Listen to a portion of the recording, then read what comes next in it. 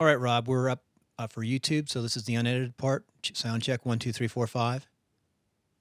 Hi, Bill. How you doing? Can you hear me? Loud Three, and two, one. we look perfect, ready to go. So All a right. couple seconds of quiet.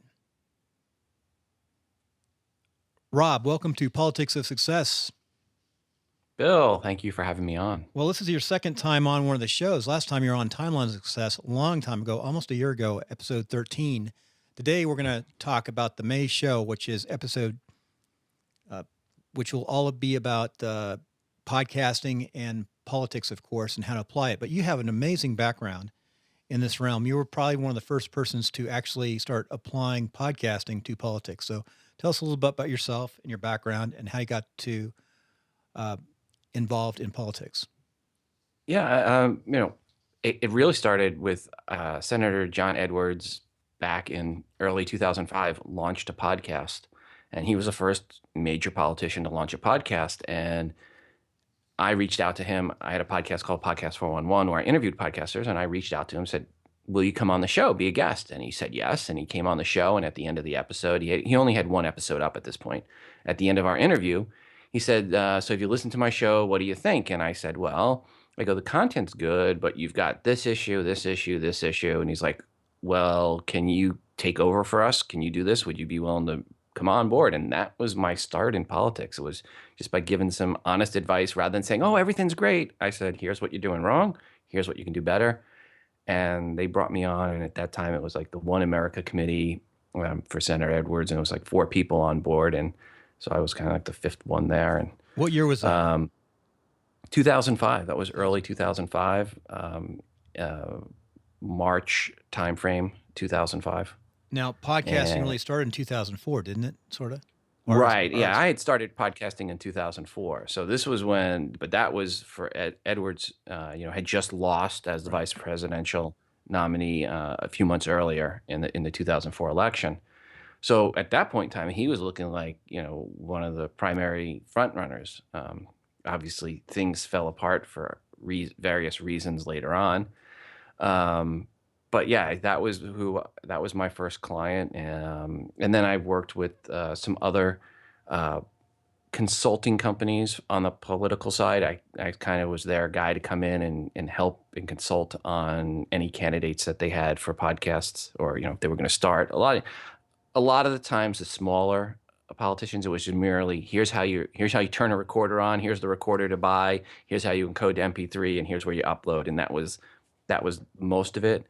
But with Edwards, we did the whole recording, the editing. I had Merle Lafferty was my helped me out on that because she was local in North Carolina, so she could go into their house and do the recording.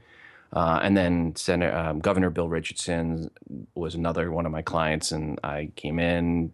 They flew me down to New Mexico for a 3 or 4 day weekend and traveled around with him in this RV, and we went from city to city, and in between his stops and speeches, we would do recordings and do different interviews. And there was one we sat down with him and his wife and did a recording at his ranch. It was in his house. It was really nice, fun, and Richardson is a hoot. I mean, he's the kind of guy you want to go and play cards with. A real nice guy.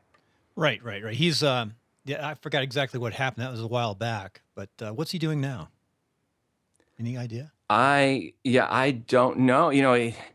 I always thought he would be a good candidate for president. Again, I'm surprised. When I look at the political landscape, it just looks like on the Democratic side, it's Hillary, and Hillary. And I just, you had mentioned, we talked a little brief earlier, well, someone else is going to come out of the woodwork. But it seems like she's taking the woodwork and hiding it, because no one seems to be coming out. No one seems to be running against her this time. I thought about the John Edwards campaign where he was a front runner. Everyone loved him. And then something went wrong, of course, and other people popped up. Well, and Edwards started falling back even before anything went wrong. And Hillary at that time too was considered, formidable early on, and then Senator Obama came along, and he hit social media right. He looked at raising money a different way rather than the big donors. Look at a lot of micro donors. He understood that some states you win all of the primary. In some states, you win part of it. And he put his resources heavily into the ones where you win all and not. And, that's where Hillary messed up in the primary runs. If people want a history lesson, there's a couple good people have written about that. It's like her own people didn't know which states you won all the votes. If if you had 51% of the votes, you got all of the electorates for that state. And there was a couple states like that. And, that cost her. A lot of smaller states are Put winner her take resources in the wrong all, place. and it Yeah. varies from state to state. Every state is different. I've lived in a few states, and you can't keep them all straight in your mind. The big ones I can, like California and New York, those are split states. They take a Right. percentage of delegates. But it is Right. really And Obama's people knew that, and they allocated resources. Okay, we don't need to put all the resources in the state. We're going to get a certain percentage regardless of what we do. In other states where it's winner take all, we need to put more resources and get that 51%. And they did that. And that ultimately, when it was all said and done, that's what put Obama into the White House, or at least onto the ticket. So going back in 2004-5, podcasting was in infancy. So how do you think you're getting effects? A lot of people weren't listening to podcasting back then. Some were. Yeah, I mean, when Edward started, there was no way to really listen to a podcast unless you wanted to listen to a podcast. iTunes didn't support podcasting at that point in time. So you had to have a third-party app. And so it wasn't until middle of 2005 when Apple came along and really supported podcasting and then took it forward. From that point on, when that happened, then my emails started pinging and I started getting a lot more people interested in podcasting, and then, it became more, which unfortunately one of those that pinged me that I had to say no to was Senator Obama's people reached out and said, "Hey, would you consult with us?" And I was like, "Oh, I'm doing Edwards. I think that'd be a conflict of interest. No, here's some other people in Chicago you should go talk to." Oh, yeah. But that July after the late June launch, there was quite a few people that pinged me for advice on podcasting, So how would you especially say? on the. Yeah, how would you say the changes have occurred from back then till now? What's going to change that would make podcasting more powerful for a candidate? And we'll talk a little bit after that about what a candidate might do. So the mobile This device, right here. right? This has changed everything. This really has changed it from just even a few years ago. Most podcast consumption now is on a mobile device. It's made it so much more accessible. And as a politician, what you have a chance to do on the podcasting side is basically unfiltered, unrestricted access to your base where they can really get to learn you and know you. And it's an easy way as a politician to get out there and get their personality and their persona really known by their base. And at the end of the day, people vote for who they like. I mean, very few people go down the line item. Well, this person believes in this amendment and this thing and this thing. It comes down to who you like, and podcasting gives you a chance for you to be a person. And that's my message whenever I talk with a politician. In my 20 some odd years of experience in politics overseas or even here, you just hit on something. It's in America especially. It's people vote for who they like as opposed to some people vote on. I mean, it's personality. It's who they like. But you said you held up I your mean, iPhone, and mhm. tell us a little bit more about how the iPhone affects that campaign. I mean, you said they're digesting it, listening to it. What's happening? What is how has podcasting evolved on this mobile device? People take this with them everywhere. I mean, most people freak out if they leave their house without their wallet. They may not go back home. They leave their house without their phone. They're going to turn around and go get it. People are. It's just something they have with them. And when you're in the car, it's a chance for that to be the conduit to audio, and you can listen to it while you're driving. You can listen to it while you're working out, while you're walking the dog. There's just so much more time in the day to listen to content. And the mobile phone and now smartwatches, that makes things that much more accessible for people. So in presidential election cycles, the age drops to be a little bit younger. You think that they're going to be advantage with the younger age voting for outreach as opposed? Again, I think it's going to be more of an impact in the primaries. I think podcasting is going to have a bigger impact on the primaries, especially on the Republican side, because the Republican side seems to be wide open. I mean, uh, and I think the person that really engages on the Republican side with social media the best, I think that's the one who's going to be the forefront to come out of it ahead of everyone else.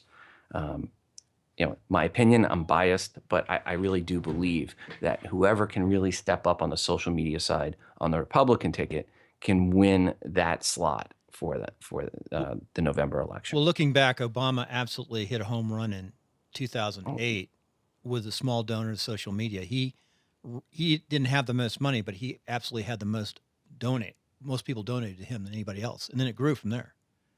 He had the right. small I mean, donation. yeah, He started out with a $10 donation, which was unheard of in campaigns, because they were going. That's another everyone thing. wants Hillary that. was going for the They want the big dollars, $2,300. the max. They Well, it used to be like Yeah, they want the 36. max. Everyone wants the max, and he's like, "I'll take anything." And that was a paradigm shift.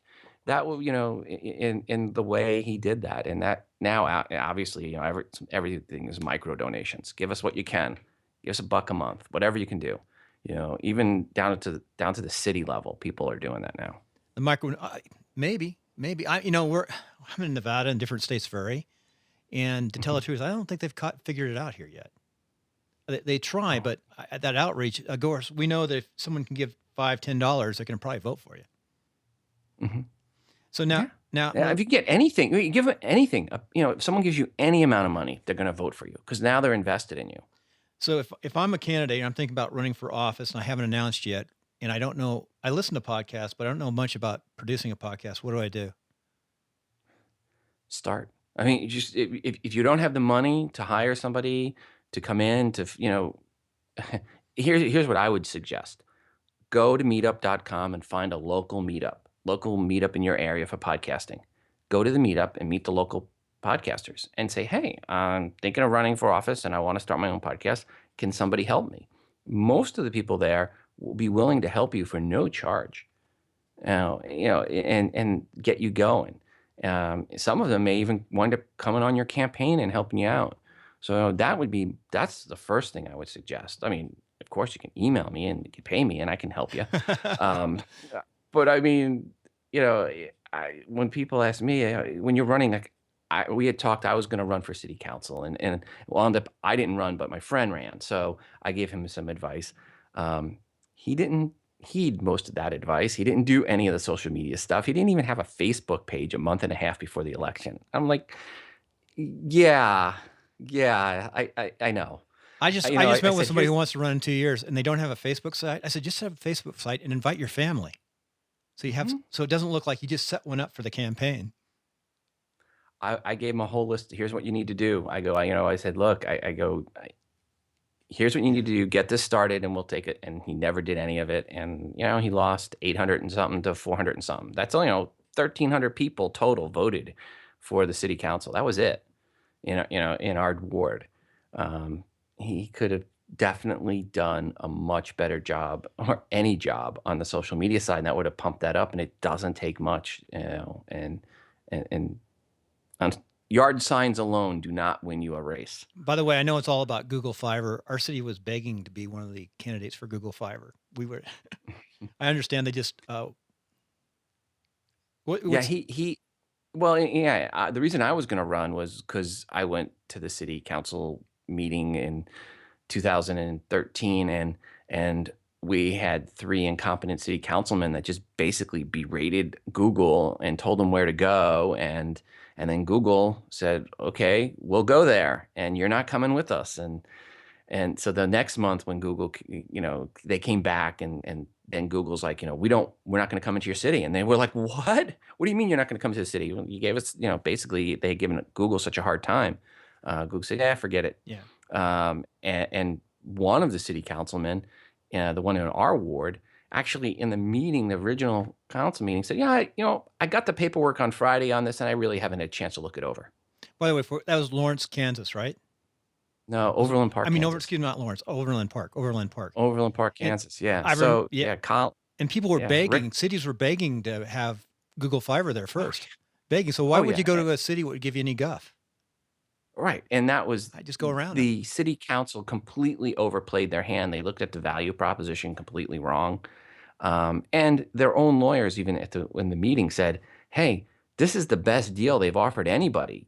And the city council was, it wasn't the whole council. It was Collins, Skaggs, and Goodman, and those guys. And I was sitting there in the audience, just like mouth agape, typing on Twitter, these guys are killing Google Fiber, because you could see it. Right. They were complaining about who's gonna weed whack around the fiber hut if you guys go away. Yeah. Overland Park.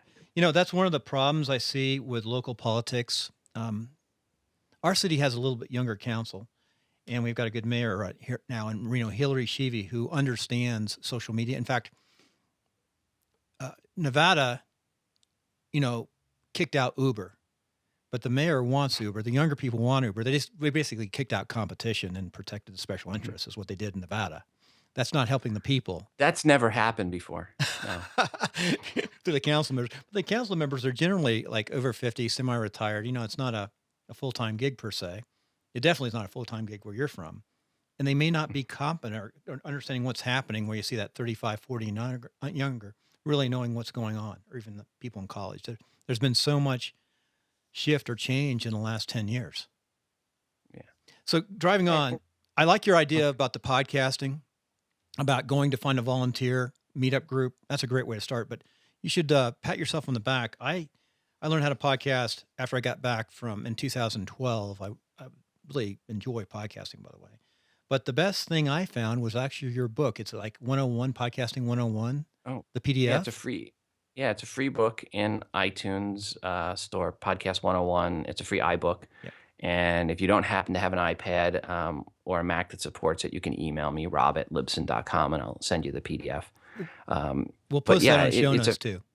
Yeah. And it's a nice iBook that just takes you step by step on how to podcast. So for someone who's never started, it's basically everything that I would sit down with, where a team would come in and say, I want to learn how to podcast. That's basically my tutorial to teach a team how to podcast so they can go back on their campaign or company or whoever it was I was working with to do it. True story. I was trying to figure out how to podcast, looking online at all different sources. I know Dave Jackson, he's got a wonderful school and he's a good person to train. But once I got your book, I printed it off, true story, and I had to fly back to Boston for some reason. I highlighted everything on the flight. In one flight, I bought a $5 account. I hooked up a USB mic at the time, which was ATR 2100, and I podcast. I just did a couple short 2 and 3 minute podcasts, and I learned how to podcast. Once like that, this is easy, other than still working on sound today. But it was easy. It wasn't hard. Your book really made it clear. And I highlighted, what really bums me out is I think I left all my highlighted notes in the hotel. And I never, ever print off PDFs, but I printed off yours. So I printed off another one, and I use it for reference. It's still a great reference.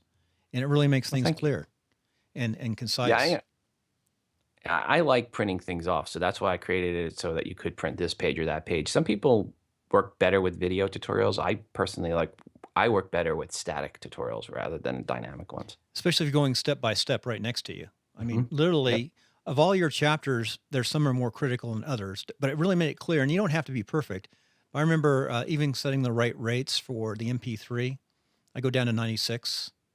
And the mono, I think you were talking about mono back then as opposed to stereo. I just do mono. That's what I do mono. I'm doing mono 96 for my main shows. That's what I do. One show I do 64 just because I record it on the iPhone and that's how it exports out on the app I'm using. But normally I do 96. So, I mean, it's not as tough as you might think. And I would just recommend, if you can't find a volunteer, is print off your book, get a $5 Libsyn account, and make some noise online, and then you'll learn from there. This account we're on right now was the first show I started, and then I sort of played around with it, and then I just sort of kept it. I did one show a month now on politics. Yeah, and here's one thing I'll say to politicians. When you start a podcast, don't talk about the issues. It's not that. Don't start out talking about the issues. Start out talking about you and your family and what you're doing and the community and people you know. And a great way to do it is just have friends on and family members in the community. Too often, the politics podcasts that I'll see that I think are horrible are the ones when they get on there and the only thing they want to do is like go through, they've got this bill or amendment or something that's going up in the state legislature or whatever, and they're going through it, reading lawyerese verbatim and saying, I have an issue with this, and let me read you this here that was written by such and such. And they're like, oh God, no. That's a good point. If you're thinking about running in a year and a half, 2 years, I mean, I'm a big believer in, especially local campaigns, you don't want to formally start too soon. But what we can do prior to that, year out, is start being a community advocate. Start talking about community issues and interview people within your community. It's amazing. I was at a meeting this morning. In fact, it was you'll be familiar with this meeting. It was 1MC in Reno, 1 Million Cups. Oh, yep. That's the Yep. I Kaufman. was at one this morning. I Yep. was there this morning. Yeah, 9:00. Okay. You were Yeah, one I actually too. do in Kansas City where it started. Yeah. Yeah, we just had our 3-year anniversary last week. But yeah, I actually do an interview podcast where I record. That's the one I upload right from the iPhone, and I interview someone every Wednesday morning at 8:00 before 1 Million Cups at the room, I've listened and to then that I show. upload right there. Yeah. Yeah, and yeah, the 1 Million Cups is growing. It's in more and more cities now, and it's a lot of fun. Matter of fact, they just asked me today to be one of the people on the panels to interrogate and question those that get up there. So I get to be the Shark Tank You know, in some upcoming days. there's like 36, 37 1MCs now, at least. And they got a new website today, too. You know that? A new website went up. Yes, they updated the yeah, and it's actually here's the 3-year anniversary card they gave out last week at 1 Million Cups, and they actually said they are 72. They're up to now 72. 72 Okay. 1 Million I Cup did 72 same 1 as Million Cup me. communities. I just know I Yeah, go and they to said ours. yeah. Ours is But yeah, Netcast Live, too. Yeah, and this is something for politicians, and this is what I had told my friend who was running for city council to do, and he didn't do. And I said, go to 1 Million Cups every week and meet people there and let them know you're running, and you're get involved in the Kansas City community. And for those people that don't know, you want to go to just Google 1 Million Cups, and if you have a 1 Million Cups community, they meet I think usually it's Wednesday mornings. It may vary from city to city, but they meet once a week for an hour. 2 local startups get in there. Right. And there's nothing better than as a politician, is getting involved with the people that make jobs and pay and the future of your community is the startups. So you could Get involved. interview your 1 Million Cups, ask them, hey, can you do a quick interview with me for a few minutes? It can be a field. It doesn't have to be perfect. Just talk to them and say, Right. 1 Million Cups is what we're doing, and put it up. And then as you get into Yep. the campaign season, leave that feed up and then start a separate one, maybe just for the campaign where you outreach. Now, I'm thinking campaign-wise, you can outreach to 2 different groups of people. One is in social media, a lot of times the other media sources, the traditional newspapers, TVs, they sort of listen to the social media, the Twitter and all that. So if you make 2 types, one maybe oriented towards your volunteers, and then one oriented towards the broad-based public. And then you send those links off to different people and they're going to pick them up. I guarantee the newspapers, TV stations are going to sort of look at those, and they're going to hear what you stand for. Yep. So I'm thinking you could do a couple things. Once you start that grassroots podcast, a year and a half out from your campaign, which is just about your community. 2, like you were mentioning earlier, just get involved and do it. But 2 is to go ahead and now start making your platform, record it. And maybe you might, like in a platform, you might have 7 talking points. You might want to write it down, script it out, record that, then put it up on your website, and people can listen to your platform. Now, that's not going to get a lot of hits, but at least it's there. And then when you go out and talk in front of groups, one thing that candidates do when they get themselves in trouble is they get off message. If you stay on your message, what you stand for, what you believe in, what you plan on doing, whether it's local, state, or national, you'll do better, or enhance your odds to stay on message. So maybe the podcast, if you created those 7 to 10 talking points or platform points, at least it's going to focus you in and make you think. And you're going to listen to yourself too. So is that really sometimes when you listen to yourself, did I really say that? Do I really mean that? So I think it helps you find your voice. The sooner you start podcasting, the sooner you find your voice. And the beauty of podcasting, what I tell all as politicians, it's not live. You can have somebody listen to it before you post it. It's an MP3 on your computer. Right.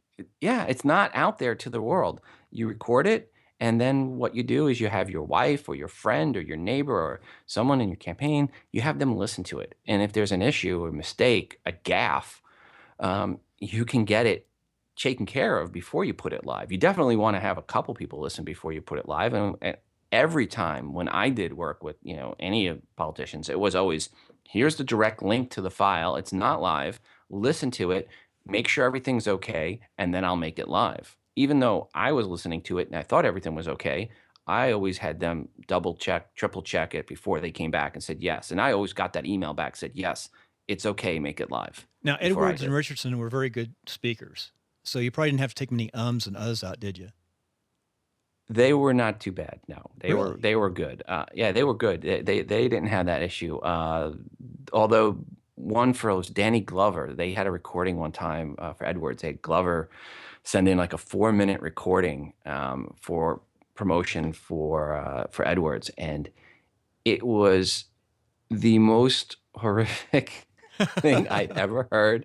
And they were like, they heard it, they're like, we're not going to be able to use this. And I edited that sucker down, and he sounded so good afterwards that, I use that as before and after sometimes in some of my presentations to show people how much editing can really help you sound better. Because it went from incomprehensible to sounding eloquent. I think you mentioned that National Broadcasters Association New Media Exposition Conference, something of that nature. I've heard you talk about that before. Yeah. About how you can make anything sound great if you work at it long enough Yeah. and hard enough. Yeah. Yeah. I said I could make George W. sound good with my editing. Yeah, that's what I heard you say. Yeah, I heard your. I only went to a few this last national at the New Media Exposition, and that was one I went to. I found, on a side note, New Media Exposition is probably the number one place where podcasters get together. Absolutely. And this is my second time going, and I found I enjoyed being out in Podcasters Alley talking to people as opposed to, I figure I could go and listen to it again if I want to. That's an on-demand concept. I could go listen to this episode or this workshop if I wanted to. Yeah, the only 2 sessions I actually got to go to were the ones I was in. So it was like I was so busy with people coming out to the booth, which was great, and talking with people, and being face to face, hand to shaking hands. Hey, politics. It's like shaking politics, hands. yeah. Yeah. But you just said something really, really valuable. Listening to your talk, forcing function, and if you're at state or national level, you're probably going to try to find a professional to edit, to work your sound, to help you out with your team. I'm sure we're going to see things like we've never seen before in this next election because of the change in media and more orchestrated. But if you're running for your city council of 1,200 people, your idea of finding a volunteer is right on, and somebody who can edit and help you out, and maybe even one of your family members. Yeah. There are people that know how to do this. It's not difficult, and it's time consuming. So there's a lot better use of your time. That's why I say people, there's better use of your time than sitting down and editing out your ums, uhs, you knows, and rearranging your recording so it makes sense because you forgot to say something and you re-recorded. You recorded that at the end and said, "Hey, move this back to the middle." So let somebody else do that stuff for you. Now, that's what I would say. You know everybody in podcasting. Do you know anybody that does that for politicians right now? Would help them professionally prepare their information like you did? That's working specifically just with politicians. I think Doug Dobbins may still be doing it. I haven't. Doug Dobbins, he's out of Washington State. I don't know how much he's doing, but he was very, very active on the blogging side and was getting into podcasting side of it early on. I'm not sure if Doug's still doing it. I believe he is. I didn't get a chance to talk to him. He was at New Media Expo, NAB, but so I know he's still actively involved in things. I just don't know how much on the podcasting side. But there's a lot of people that do it locally. Obviously, politics doesn't have a lot of money often, and the best people want more money. So finding a volunteer, someone at a college that's willing and eager is usually your best bet. But if you move up in the food chain in your state, you may want to look for someone that has a little bit more seasoning behind it. It really can varies. Give you more than a small town, small city. Go ahead. And there's more than just editing too. There's, am I putting this in the right places? Am I optimized for search? Other things that go along with it. Do you have an app? Is it smart to get an app for it? Why should we do audio versus video? When should we do video? When should we not do video? There's those things. I always say start with audio, then work your way up to video. Video's a lot more work and a lot less forgiving. We're doing a YouTube and a podcast right now, and we're doing it through something called Call Recorder. I would not recommend a politician start by doing the YouTube version like we're doing now, because unedited, unscripted, a lot of work, and that's how you get in trouble. Because this will go right up on YouTube. Well, you might say something as a politician, it can be twisted, moved around, or take something out of context. Most politicians get in trouble because things are taken out of context. They're bites of what they said. one advice I do have for politicians: if you're going to do video and you want to do this talking head video where you sit down at your desk, they like to do this for some reason, and they have the background, um, organize your books so they're not falling over. Look at what's behind you closely with a magnifying glass. Look what's behind you, because other people will. And if behind you is clutter, if behind you is clutter, you're saying you're projecting clutter. If something behind you is controversial, that's even worse. But you'll be surprised how few people actually look at behind them. They start shooting and they're so concentrated on their face and everything else, they forget the bookshelf behind them. Oh, somebody will tell you if you don't figure it out yourself. Yep. Yeah. Yeah. And you don't want someone to tell you. You want to figure it out. And I have seen that before, where I went in and they did the recording and the books were all cockeyed and left. And there was like a screwdriver and a flashlight up on books. And I was like, what? And I was like, clean this up. That's another reason to start early. If you're going to run, start 2 years out doing something as a volunteer, playing around, having fun, and make your mistakes now, and take them down, and don't make your mistakes later on as you evolve. But one thing you said, a city of 200,000, those campaigns can run $30,000 to $60,000 for a city council member. You go to LA, the big cities, or something like that, they'll even be more. Las Vegas mayors. Yeah. So it goes up quite a bit. Yeah. Overland Park is, 100 and almost 200,000. And I don't know what the other guy's budget was. I know that my friend's budget was well under 10. You have a lot of council members, though, don't you? Don't you have a lot of seats? It depends on the number of seats. Yeah, it's 12. Yeah, that's a lot. 12. Some There's 5 to 7 six. Yeah. There's 12 there's 6 wards in Kansas City, and there's a 4-year cycle, and every 2 years there's an election. Off cycle, so and Yeah. they're by ward. But if you have a citywide election or a fewer number of people, there's a lot of power. In local politics, the special interests are usually the public employee unions, taxi cabs, business groups. I'm missing some developers, land use people. So there's a lot of pull. There's a lot of money. The decisions that are made on council, cable companies, trash companies. Think about your trash contract. Well, yeah, Overland Park clearly was influenced by the cable company with the way they were reacting to Google Fiber. So yeah, Time Warner definitely had their whispering in somebody's ear. At least it appeared that way. So driving on, what are your forecasts for new media? I'll talk a little bit more about than just podcasting, but how does podcasting hook up with the other new media, with Facebook, YouTube, all those different platforms, websites? I think it's a tool chest, and it's one piece in the tool chest. I think podcast will be that one of those pieces in the tool chest. I think the smart podcasts are going to, or smart politicians on the national level, they're going to do it where they're going to have 2 main podcasts, one for the volunteers and then one for the general public. And then statewide for, bigger elections statewide, I think you're going to see more and more politicians getting, having a podcast, having that communication, but most of them are going to do just one. It's going to be more to the voters rather than their base. And I think that's the opposite way they should do it. I really think your podcast should be first towards your base and your volunteers, and then go out to the general public. I agree with you 110%, because you got to get your volunteers solidly behind you. Plus, it's easy to get out to them. You have their email address generally, or their contact, so you email it out to them. They're going to listen to it. But we're going to close. We're running a little long, but in closing, how would I get that information out? How do I get my podcast out to the general public?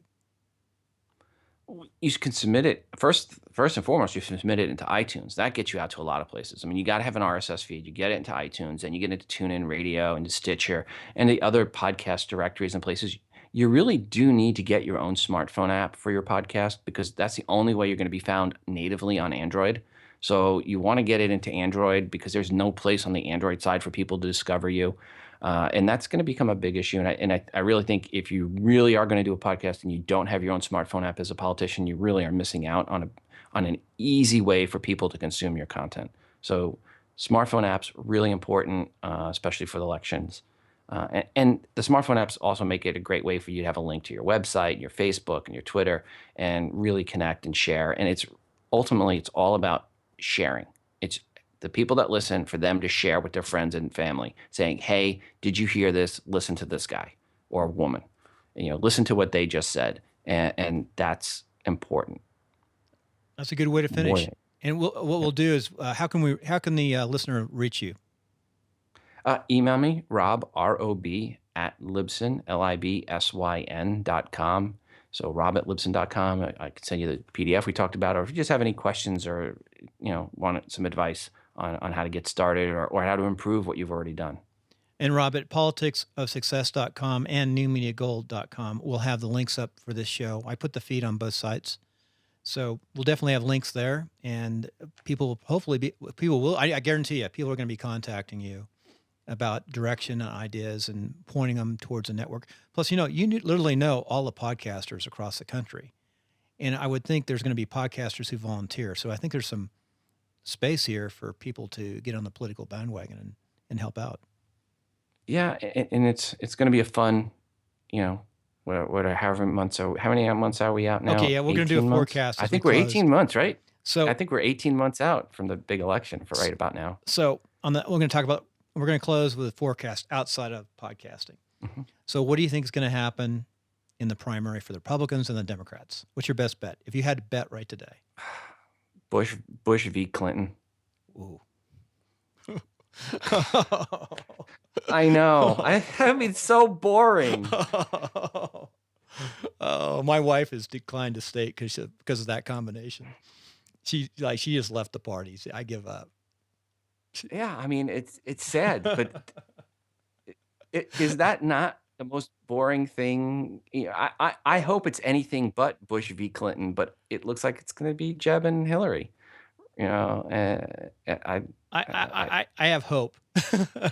I think someone's going to come out of the woodwork, and something will happen. I think probably Hillary has the best chance. On the Republican side, I'm not sure who's going to be there, but the Republican side seems so. The problem with the Republican side, it's on the Democratic side, you have it all looks like it's Hillary. On the Republican side, it looks so wide open that, well, Jeb's the only one that can really stand out. So somebody on the Republican side needs to get a pair and really get some moxie and get up there and grab this thing. We'll see. We'll see if someone separates themselves. Maybe it'll be a reverse. Like instead of the anointed, like Obama was not the anointed one. He did it himself. He did it with his own grassroots and won. He came out of nowhere, and I think that's what the American people wanted at that time. Maybe the same thing will happen in this next election between one of them. I got a feeling it's not going to be Hillary and Bush between you and I. I'm not sure what the combination is going to be, but I would. Meg Whitman. Yeah, Meg Whitman possibly. I mean, you've got challenges. True on the Democrat side. Oh, no one's really showing up. It's amazing, and that's not between you and I. And this is opinion editorial. We need strong primaries to find the best candidates and get the ideas out there. Period. On all parties. Oh yeah. So. And it is the primaries really that is the most important, and that's where you got your base and your volunteers, and that's where social media and podcasting really makes the biggest difference. And one last forecast: social media. What's going to be the number one impact from social media on this 2016 election? Snapchat. Oh, Snapchat. I don't know. The young kids love their Snapchat, so we'll see if one of the politicians really embraces it. And we have Periscope now. Periscope and Meerkat. Are the other two. Yeah. Yep, Periscope and Meerkat. Now, again, that's more video, and you're going to see a lot of volunteers, and they're going to be using They're going to be using Periscope and Meerkat at campaign events and things like that. But we'll see. But there's a lot of tools that the younger voters are using and involved with, and there's Instagram and, all of them, they're all pieces in the puzzle. I don't think there's going to be one main thing that jumps out. I think it's all going to be, obviously Facebook, Twitter are staples, but you're going to see all these other pieces falling in line and grouping together. And the person that can manage them all together the best, that's going to be the one that stands out. It'll definitely have the younger voters will come out on those platforms. That's for sure. They'll bring more younger voters out. Yeah. Isn't it funny? Every 4 years we always talk about, well, the younger voters. This time we're going to get the younger voters out. It's never happened. Oh, it's still in an election in presidential years, younger voters do come out. We just had a Just not. off-season vote, and like no one came out. I mean, it's like Oh, yeah. just a small group of, high propensity voters showed up, and unfortunately, a lot of those high propensity voters are over 50, and they're not as socially connected. But let's see if we can Except get on the younger Facebook. voters to, yeah. Let's see if we can get the younger voters to come out for the primary. Yeah, that's tough to do. That's tough. That's tough. Well, thanks, Rob. I appreciate it. Bill, thank you for having me on, and we'll see what happens 18 months from now.